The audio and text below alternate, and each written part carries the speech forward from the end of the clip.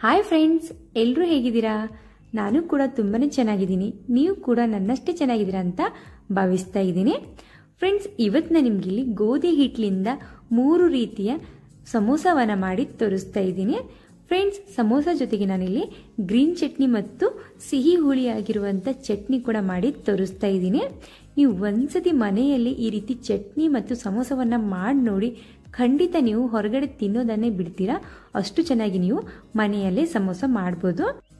ಹಾಗೆ ನೀವು ಈ ವಿಡಿಯೋ ಏನಾದರೂ ಫಸ್ಟ್ ಟೈಮ್ ನೋಡ್ತಾ ಇದ್ರೆ ಪ್ಲೀಸ್ ನಮ್ಮ ಚಾನಲ್ಗೆ ಸಪೋರ್ಟ್ ಮಾಡಿ. ಹಾಗೆ ನಮ್ಮ ಚಾನಲ್ನ ಸಬ್ಸ್ಕ್ರೈಬ್ ಮಾಡ್ಕೋದನ್ನ ಮರಿಬೇಡಿ ಫ್ರೆಂಡ್ಸ್. ಹಾಗೆ ಪಕ್ಕದಲ್ಲಿರುವಂಥ ಬೆಲ್ ಐಕಾನ್ನ ಆಲ್ ಅಂತ ಪ್ರೆಸ್ ಮಾಡಿ. ನಾನು ಮಾಡ್ತಾ ಇರುವಂಥ ಪ್ರತಿ ಒಂದು ವಿಡಿಯೋ ಫಸ್ಟ್ ನಿಮಗೆ ನೋಟಿಫಿಕೇಶನ್ ಆಗಿ ಬರುತ್ತೆ. ಮೊದಲಿಗೆ ನಾನಿಲ್ಲಿ 2 ಕಪ್ ಆಗುವಷ್ಟು ಗೋಧಿ ಹಿಟ್ಟನ್ನು ಸೇರಿಸ್ಕೊತಾ ಇದ್ದೀನಿ. ಫ್ರೆಂಡ್ಸ್, ಇದ್ರ ಜೊತೆಗೆ ನಾನು 1 ಮುಷ್ಟಿ ಆಗುವಷ್ಟು ಸಣ್ಣ ರವೆಯನ್ನು ಸೇರಿಸಿದೆ. ಸೊ ಅದು ವಿಡಿಯೋ ಸ್ವಲ್ಪ ಸ್ಕಿಪ್ ಆಗಿದೆ. ಸೊ 1 ಮುಷ್ಟಿ ಆಗುವಷ್ಟು ಬಾಂಬೆ ರವೆ ಅಂತ ಕೂಡ ಹೇಳ್ತೀವಿ, ಅದನ್ನು ಸೇರಿಸ್ಕೊಳ್ಳಿ. ನಂತರ ಇದಕ್ಕೆ ರುಚಿಗೆ ತಕ್ಕಷ್ಟು ಉಪ್ಪು, 1 ಚಮಚದಷ್ಟು ಓಂಕಾಳನ್ನು ಸೇರಿಸ್ತಾ ಇದ್ದೀನಿ. ಇದಕ್ಕೆ ಅಜ್ವೈನ್ ಕೂಡ ಅಂತ ಕರಿತೀವಿ. ಸೊ ಇದನ್ನು ಕೈಲಿಂದ ಈ ರೀತಿ ಸ್ವಲ್ಪ ಮ್ಯಾಶ್ ಮಾಡಿಕೊಂಡು ನಂತರ ಸೇರಿಸ್ಕೋಬೇಕು. ಇದು ಹಾಕಲೇಬೇಕು. ಇದು ಹಾಕೋದ್ರಿಂದ ಸಮೋಸದಲ್ಲಿ ಫ್ಲೇವರು ಸಖತ್ತಾಗಿ ಬರುತ್ತೆ. ನಂತರ ನಾನಿಲ್ಲಿ 1/4 ಕಪ್ ಆಗುವಷ್ಟು ಎಣ್ಣೆಯನ್ನು ಬಿಸಿ ಮಾಡಿ ಸೇರಿಸ್ತಾ ಇದ್ದೀನಿ. ಸೊ ಎಣ್ಣೆ ಬಿಸಿ ಮಾಡಿ ಸೇರಿಸೋದ್ರಿಂದ ತುಂಬ ಚೆನ್ನಾಗಿ ಕ್ರಿಸ್ಪಿ ಆಗುತ್ತೆ ನಮ್ಮದು ಸಮೋಸ. ಚೆನ್ನಾಗಿ ಮಿಕ್ಸ್ ಮಾಡ್ಕೊಳ್ಳಿ. ಹಿಟ್ಟನ್ನು ನಾವು ಉಂಡೆ ಮಾಡಿದರೆ ಕೈಯಲ್ಲಿ ಉಂಡೆ ರೀತಿಯಲ್ಲಿ ಆಗಬೇಕು, ಅಲ್ಲಿವರೆಗೂ ಇದನ್ನು ಮಿಕ್ಸ್ ಮಾಡ್ಕೋಬೇಕು.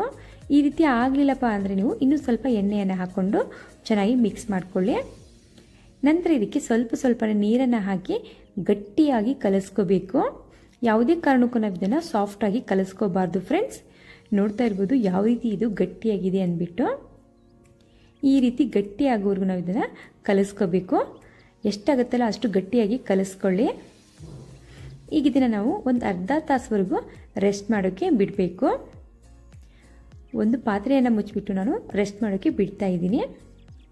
ನಂತರ ನಾನಿಲ್ಲಿ ಒಂದು ಪ್ಯಾನ್ಗೆ 1 ಚಮಚದಷ್ಟು ಎಣ್ಣೆಯನ್ನು ಸೇರಿಸಿದ್ದೀನಿ, ಅರ್ಧ ಚಮಚದಷ್ಟು ಜೀರಿಗೆ, ಸ್ವಲ್ಪನೇ ಇದಕ್ಕೆ ಇಂಗನ್ನು ಕೂಡ ಸೇರಿಸ್ತಾ ಇದ್ದೀನಿ. ನಂತರ ಇದಕ್ಕೆ 1 ಚಮಚದಷ್ಟು ಧನಿಯಾ ಕಾಳುಗಳನ್ನು ನಾನು ಕುಟ್ಬಿಟ್ಟು ಸೇರಿಸ್ತಾ ಇದ್ದೀನಿ. ಇದಕ್ಕೆ ಹವೇಜ್ ಕಾಳು ಅಂತ ಕೂಡ ನಾವು ಕರಿತೀವಿ. ಸೊ ಇದನ್ನು ಸ್ವಲ್ಪ ದಪ್ಪವಾಗಿ ಕುಟ್ಟಿ ಸೇರಿಸ್ಕೋಬೇಕು. 1 ಚಮಚದಷ್ಟು ಶುಂಠಿಯನ್ನು ನಾನು ತುರಿದ್ಬಿಟ್ಟು ಸೇರಿಸ್ತಾ ಇದ್ದೀನಿ. ಸ್ವಲ್ಪನೇ ಇದನ್ನು ಎಣ್ಣೆಯಲ್ಲಿ ಫ್ರೈ ಮಾಡ್ಕೋಬೇಕು. ಫ್ರೆಂಡ್ಸ್, ಯಾವುದೇ ಕಾರಣಕ್ಕೂ ಧನಿಯಾ ಕಾಳನ್ನು ಮಿಸ್ ಮಾಡಲೇಬೇಡಿ. ಇದನ್ನು ಮಾತ್ರ ಸಮೋಸದಲ್ಲಿ ಹಾಕಲೇಬೇಕು. ನಂತರ ಇದಕ್ಕೆ ನಾನು ಹಸಿಮೆಣಸಿನಕಾಯಿ ಪೇಸ್ಟನ್ನು ಸೇರಿಸ್ತಾ ಇದ್ದೀನಿ. ಸೊ ನೀವು ಮೆಣಸಿನ್ಕಾಯಿನ ಸಣ್ಣ ಪೀಸಸ್ ಆಗಿ ಕಟ್ ಮಾಡಿ ಕೂಡ ಸೇರಿಸ್ಕೋಬೋದು. ನನ್ನ ಮಗನಿಗೆ ಬಾಯಲ್ಲಿ ಸಿಗುತ್ತೆ ಅನ್ನೋ ಕಾರಣಕ್ಕೆ ನಾನಿಲ್ಲಿ ಪೇಸ್ಟನ್ನಾಗಿ ಮಾಡಿ ಸೇರಿಸ್ತಾ ಇದ್ದೀನಿ. ನಂತರ ಇದಕ್ಕೆ ನಾನಿಲ್ಲಿ 2 ಆಲೂಗಡ್ಡೆಯನ್ನು ಕುದಿಸ್ಬಿಟ್ಟು ಮೊದಲೇ ತನಗಾಗೋಕ್ಕೆ ಬಿಟ್ಟಿದ್ದೆ. ಸೊ ಅದನ್ನು ಕೂಡ ಈಗ ನಾನಿಲ್ಲಿ ಕೈಲಿಂದನೇ ಒಡೆದ್ಬಿಟ್ಟು ಸೇರಿಸ್ತಾ ಇದ್ದೀನಿ. ಸ್ವಲ್ಪ ದಪ್ಪದಾಗೆ ಒಡೆದ್ಬಿಟ್ಟು ಸೇರಿಸ್ಕೋಬೇಕು. ನಂತರ ಇದಕ್ಕೆ ರುಚಿಗೆ ತಕ್ಕಷ್ಟು ಉಪ್ಪನ್ನು ಕೂಡ ಇಲ್ಲಿ ಸೇರಿಸ್ತಾ ಇದ್ದೀನಿ. 1 ಚಮಚದಷ್ಟು ಧನಿಯಾ ಪೌಡರ್, ನಂತರ ಇದಕ್ಕೆ ರುಚಿಗೆ ತಕ್ಕಷ್ಟು ಅಚ್ಚಕಾರದ ಪುಡಿ ಕೂಡ ಸೇರಿಸ್ತಾ ಇದ್ದೀನಿ. ನಂತರ ಇದಕ್ಕೆ 1 ಚಮಚದಷ್ಟು ಗರಂ ಮಸಾಲ, 1 ಚಮಚದಷ್ಟು ಆಮ್ಚೂರ್ ಪೌಡರನ್ನು ಸೇರಿಸ್ತಾ ಇದ್ದೀನಿ. ಆಮ್ಚೂರ್ ಪೌಡರ್ ಇಲ್ಲಪ್ಪ ಅಂದರೆ ಚಾಟ್ ಮಸಾಲ ಕೂಡ ಸೇರಿಸ್ಕೋಬೋದು. ನಂತರ ಇದನ್ನು ನಾವು ಚೆನ್ನಾಗಿ ಮಿಕ್ಸ್ ಮಾಡ್ಕೋಬೇಕು ಫ್ರೆಂಡ್ಸ್. ಇಲ್ಲಿ ನಾನು ಕಲರ್ಗೋಸ್ಕರ ಇದಕ್ಕೆ ಅರಿಶಿನವನ್ನು ಕೂಡ ಈಗ ಸೇರಿಸ್ತಾ ಇದ್ದೀನಿ. ಸೊ ಅರಿಶಿನ ಹಾಕೋದ್ರಿಂದ ತುಂಬ ಚೆನ್ನಾಗಿ ಕಲರ್ ಬರುತ್ತೆ. ಈಗ ನಾವು ಇದನ್ನು ಚೆನ್ನಾಗಿ ಎಲ್ಲ ಮಿಕ್ಸ್ ಆಗಬೇಕು, ಅಲ್ಲಿವರೆಗೂ ಇದನ್ನು ಫ್ರೈ ಮಾಡ್ಕೋಬೇಕು ಫ್ರೆಂಡ್ಸ್. ಇದರಲ್ಲಿ ನೀರಿನ ಅಂಶ ಏನಾದರೂ ಇದ್ದರೆ ಅದು ಎಲ್ಲ ಡ್ರೈ ಆಗಬೇಕು, ಅಲ್ಲಿವರೆಗೂ ಇದನ್ನು ನಾವು ಚೆನ್ನಾಗಿ ಗ್ಯಾಸನ್ನು ಮೀಡಿಯಂ ಫ್ಲೇಮಲ್ಲಿ ಇಟ್ಕೊಂಡ್ಬಿಟ್ಟು ಫ್ರೈ ಮಾಡ್ಕೋಬೇಕು ಈ ರೀತಿಯಾಗಿ.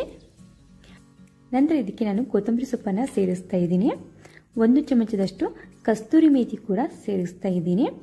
ಫ್ರೆಂಡ್ಸ್, ನಾನು ಹೇಳಿರುವಂಥ ಪದಾರ್ಥವನ್ನು ಪ್ರತಿಯೊಂದು ಕೂಡ ಹಾಕಿ ಮಾಡಿ ನೋಡಿ, ಖಂಡಿತ ನೀವು ಹೊರಗಡೆ ತರ್ತೀರಲ್ಲ ಅದೇ ರೀತಿ ಇಲ್ಲಿ ಸಮೋಸ ನೀವು ಮನೆಯಲ್ಲೇ ರೆಡಿ ಮಾಡ್ಬೋದು. ಕಸ್ತೂರಿ ಮೇಥಿಯನ್ನು ಸ್ವಲ್ಪ ಕೈಲಿಂದ ಮ್ಯಾಶ್ ಮಾಡಿಬಿಟ್ಟು ಇದನ್ನು ಕೂಡ ಸೇರಿಸ್ಕೋಬೇಕು. ಈಗ ಇದನ್ನು ನಾವು ಚೆನ್ನಾಗಿ ಮಿಕ್ಸ್ ಮಾಡ್ಕೋಬೇಕು ಫ್ರೆಂಡ್ಸ್. ಈ ಮಸಾಲೆಯನ್ನು ನಾವೀಗ ಪೂರ್ತಿ ತಣ್ಣಗಾಗೋಕ್ಕೆ ಸೈಡ್ಗೆ ಇಡಬೇಕು. ಅಲ್ಲಿವರೆಗೂ ನಾವು ಚಟ್ನಿಯನ್ನು ರೆಡಿ ಮಾಡ್ಕೊಳ್ಳೋಣ. ಸೊ ತುಂಬ ಈಸಿಯಾಗಿ ನಾವು ಮನೇಲಿರುವಂಥ ಪದಾರ್ಥವನ್ನು ಬಳಸಿಬಿಟ್ಟು ಚಟ್ನಿಯನ್ನು ಕೂಡ ಮಾಡ್ಕೋಬೋದು.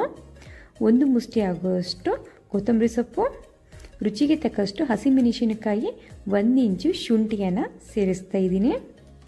ನಂತರ ಇದಕ್ಕೆ ನಾನು 1 ಚಮಚದಷ್ಟು ಹುರ್ಗಡ್ಲೆ ಕೂಡ ಸೇರಿಸ್ತಾ ಇದ್ದೀನಿ. ರುಚಿಗೆ ತಕ್ಕಷ್ಟು ಉಪ್ಪನ್ನು ಕೂಡ ಇಲ್ಲಿ ಸೇರಿಸ್ತಾ ಇದ್ದೀನಿ. ಫ್ರೆಂಡ್ಸ್, ಜಾಸ್ತಿ ಹುಳಿ ಇರುವಂಥ ಮೊಸರಿದ್ದರೆ ಕೇವಲ 1 ಸ್ಪೂನ್ ಆಗುವಷ್ಟು ಮೊಸರನ್ನು ಸೇರಿಸ್ಕೊಳ್ಳಿ. ಸೊ ಇದು ತುಂಬಾ ಜಾಸ್ತಿ ಹುಳಿಯಾಗಿದೆ.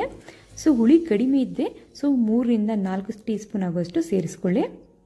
ನಂತರ ಇದಕ್ಕೆ ನಾನು ಸ್ವಲ್ಪನೇ ಚಾಟ್ ಮಸಾಲವನ್ನು ಕೂಡ ಇಲ್ಲಿ ಸೇರಿಸಿ, ನಂತರ ಸ್ವಲ್ಪನೇ ಇಂಗನ್ನು ಕೂಡ ಇದಕ್ಕೆ ಸೇರಿಸ್ತಾ ಇದ್ದೀನಿ. ಸ್ವಲ್ಪನೇ ಜೀರಿಗೆಯನ್ನು ಕೂಡ ಇಲ್ಲಿ ಸೇರಿಸ್ತಾ ಇದ್ದೀನಿ.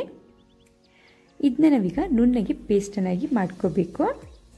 ಈಗ ನಮ್ದು ಇಲ್ಲಿ ಗ್ರೀನ್ ಚಟ್ನಿ ಕೂಡ ರೆಡಿ ಆಯಿತು. ಸೊ ನಿಮಗೆ ಶುಗರ್ ಬೇಕಪ್ಪ ಅಂದರೆ ಸ್ವಲ್ಪನೇ ಇದಕ್ಕೆ ನೀವು ಶುಗರ್ ಕೂಡ ಮಿಕ್ಸ್ ಮಾಡ್ಕೋಬೋದು. ಸೊ ನಾನಿಲ್ಲಿ ಶುಗರನ್ನು ಸೇರಿಸ್ತಾ ಇಲ್ಲ. ನಂತರ ನಾನಿಲ್ಲಿ ಒಂದು ಪ್ಯಾನಲ್ಲಿ 3 ಚಮಚದಷ್ಟು ಹುಣಸೆ ಹಣ್ಣನ್ನು ಸೇರಿಸ್ತಾ ಇದ್ದೀನಿ.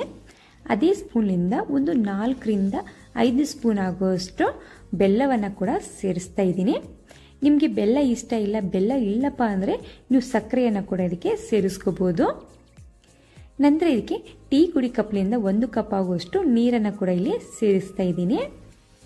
ಫ್ರೆಂಡ್ಸ್, ಇದು ಚೆನ್ನಾಗಿ ಕುಕ್ ಆಗಬೇಕು. ಸೊ ಜಾಸ್ತಿ ಗಟ್ಟಿ ಕೂಡ ಆಗಬಾರ್ದು. ಸ್ವಲ್ಪ ಒಂದು 2 ನಿಮಿಷ ಕುಕ್ ಆದರೆ ಸಾಕು. ಸೊ ನಮ್ಮದಿಲ್ಲಿ ಹುಳಿ ಸಿಹಿ ಆಗಿರುವಂಥ ಚಟ್ನಿ ಕೂಡ ಇಲ್ಲಿ ರೆಡಿ ಆಗುತ್ತೆ.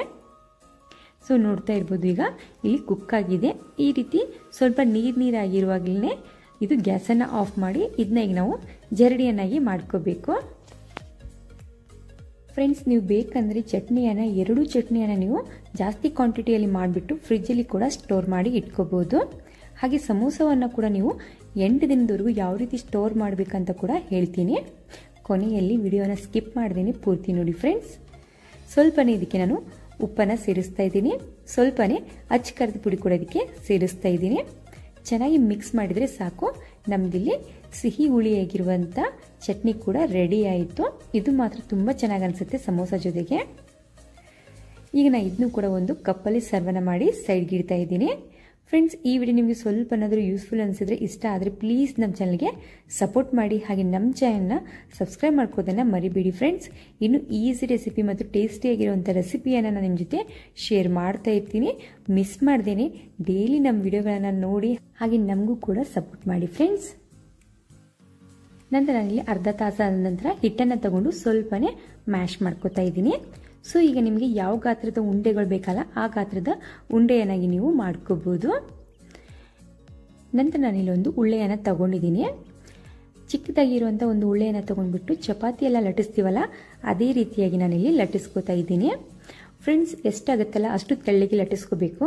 ನಾವು ಜಾಸ್ತಿ ದಪ್ಪ ಲಟ್ಟಿಸ್ಕೊಂಡ್ರೆ ಇಲ್ಲಿ ನಮ್ಮದು ಸಮೋಸ ಕ್ರಿಸ್ಪಿ ಆಗೋದಿಲ್ಲ. ಅದಕ್ಕೋಸ್ಕರ ಈಗ ಇಲ್ಲಿ ಒಂದು ಅಂಗೈಯಷ್ಟು ಎಲೆಯನ್ನು ನಾನು ಲಟ್ಟಿಸ್ಕೊಂಡಿದ್ದೀನಿ. ನಂತರ ಇದನ್ನು ನಾವು ಈ ರೀತಿಯಾಗಿ 2 ಸೈಡ್ಗೆ ಕಟಿಂಗನ್ನು ಮಾಡ್ಕೋಬೇಕು. ಈ ಡಿಸೈನು ನೋಡೋಕ್ಕೆ ತುಂಬಾ ಚೆನ್ನಾಗಿ ಅನಿಸುತ್ತೆ ಫ್ರೆಂಡ್ಸ್. ಈ ರೀತಿ ಕಟಿಂಗನ್ನು ಮಾಡ್ಕೊಂಡ್ಬಿಟ್ಟು ನಡುವಿಗೆ ನಾವಿಲ್ಲಿ ಮಾಡಿಟ್ಟಿರುವಂಥ ಆಲೂಗಡ್ಡೆ ಮಿಶ್ರಣವನ್ನು ಸೇರಿಸ್ಕೋಬೇಕು.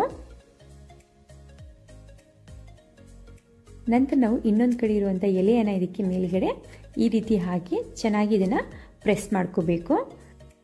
ಫ್ರೆಂಡ್ಸ್, ಈ ಡಿಸೈನು ನೋಡೋಕ್ಕೆ ಮಾತ್ರ ತುಂಬ ಚೆನ್ನಾಗಿ ಅನಿಸುತ್ತೆ, ಆದರೆ ತುಂಬ ಟೈಮ್ ಹಿಡಿಯುತ್ತೆ ಈ ರೀತಿ ಮಾಡೋದಕ್ಕೆ. ನಾನು ನಿಮ್ಗೆ ಇಲ್ಲಿ 3 ರೀತಿಯ ಸಮೋಸವನ್ನು ಮಾಡಿ ತೋರಿಸ್ತಾ ಇದ್ದೀನಿ ಇವತ್ತು. ಸೊ ನಿಮ್ಗೆ ಯಾವುದು ಈಸಿ ಆಗುತ್ತಲ್ಲ ಅದನ್ನೇ ನೀವು ಮಾಡ್ಕೋಬೋದು ತುಂಬಾ ಸಿಂಪಲಾಗಿ.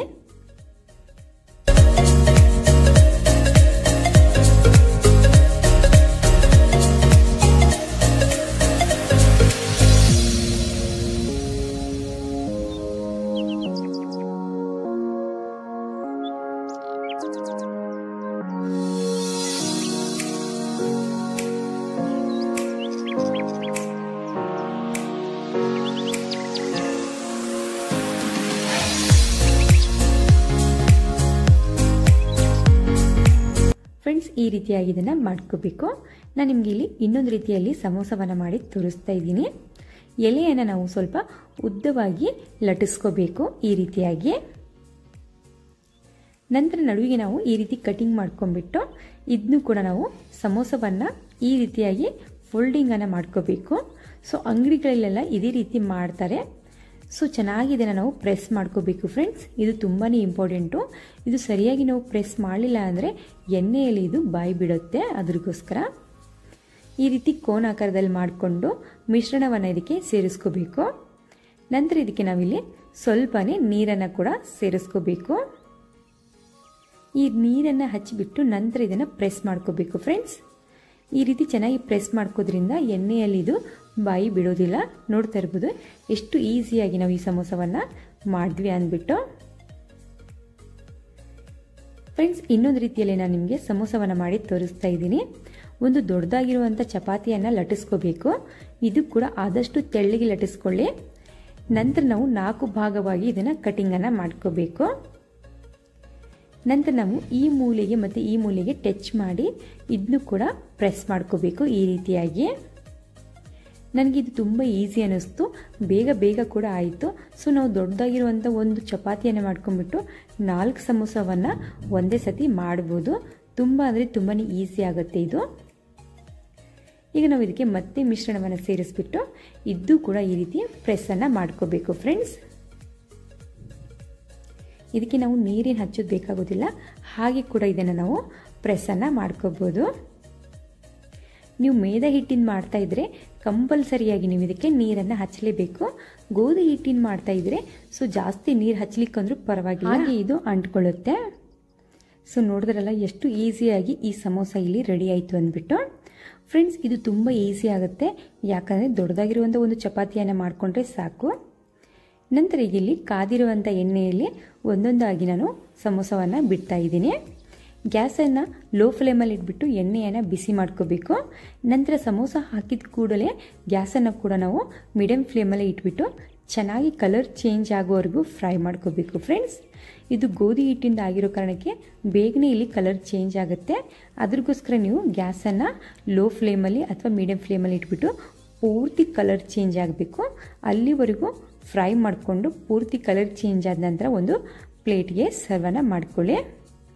ಈಗ ನಾನು ನಿಮಗೆ ಇಲ್ಲಿ ಡಿಸೈನ್ ಆಕಾರದಲ್ಲಿ ಮಾಡಿದ್ದಲ್ಲ, ಅದು ಕೂಡ ಫ್ರೈ ಮಾಡಿ ತೋರಿಸ್ತಾ ಇದ್ದೀನಿ. ನೋಡೋಕ್ಕೆ ತುಂಬಾ ಚೆನ್ನಾಗಿ ಅನಿಸುತ್ತೆ, ಆದರೆ ಸೊ ಮಾಡೋಕ್ಕೆ ಸ್ವಲ್ಪ ಕಷ್ಟ ಅನಿಸುತ್ತೆ. ಬೇಗ ಇದು ಆಗೋದಿಲ್ಲ. ಅದಕ್ಕೋಸ್ಕರ ನಿಮ್ಗೆ ಯಾವ್ದು ಇಷ್ಟನೋ ಯಾವ್ದು ಈಸಿನೋ ಅದನ್ನು ಮಾಡಿ ನೀವು ತಿನ್ಕೋಬೋದು. ಆದರೆ ತುಂಬ ಚೆನ್ನಾಗಾಗುತ್ತೆ.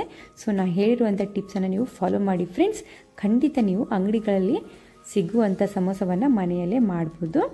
ನಮ್ಮದಿಲ್ಲಿ ಗ್ರೀನ್ ಚಟ್ನಿ ಮತ್ತು ಸಿಹಿ ಹುಳಿಯಾಗಿರುವಂಥ ಚಟ್ನಿ ಜೊತೆಗೆ ಸಮೋಸ ಇಲ್ಲಿ ರೆಡಿಯಾಗಿದೆ.